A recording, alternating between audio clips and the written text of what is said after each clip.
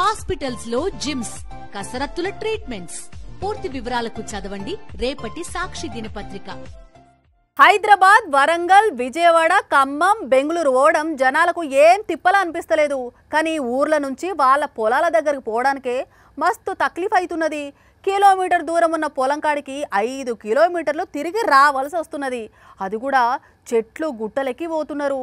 ఈడ ఈ రైతన్నలు జనాల బాధ చూడుర్రి ఎట్లున్నదో. నడుచుకుంటానైనా బండ్ల మీదనైనా ఈ బురదలకించే పోవాలే, ఈ బురదలకించే రావాలే. నడుముల లోతు నీళ్లున్నా అంతే సంగతులు, మోకాళ్ళ లోతు నీళ్లున్నా అంతే సంగతులు. ఇక రైల్లో వస్తే ఒక పావుగంట సేపు అటు దిక్కున్నోళ్ళు అటే ఆగాలే, ఇటు దిక్కున్నోళ్ళు ఇటే. అట్లని ఇదంతా ఒక్క ఊరోళ్ళ బాధే అనుకునేరులో 4-5 ఊర్లోళ్ళ పరిస్థితి అంతా గింతే ఉన్నది. పొలం కాడికి పోవాలంటే ఈ బ్రిడ్జి కిందికించే పోవాలన్నట, రావాలన్నట. 20 ఏండ్ల నుంచి ప్రతి ఎలక్షన్లప్పుడు ఓట్ల కోసం లీడర్లు వచ్చి కడతామంటున్నారట, ఓటేయించుకుంటున్నారట. మళ్ళీ ఇళ్ళని దేకినోళ్ళే లేరట.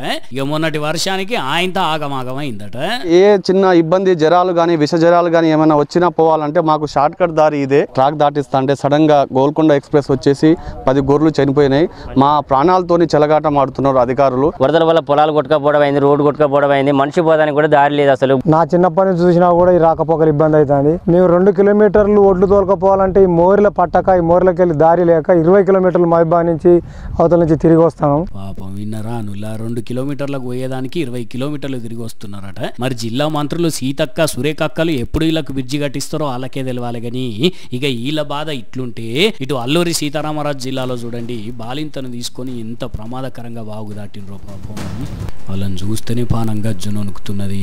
ఎన్నంటింది అదృష్టం కొద్దీ అందరు బయట పడ్డారు. కానీ వామ్మో ఎక్కడి నీళ్లు ఎంత ఉధృతంగా వస్తున్నది, ఎట్లా దాటినరో ఏందో పొర్రి దేవా.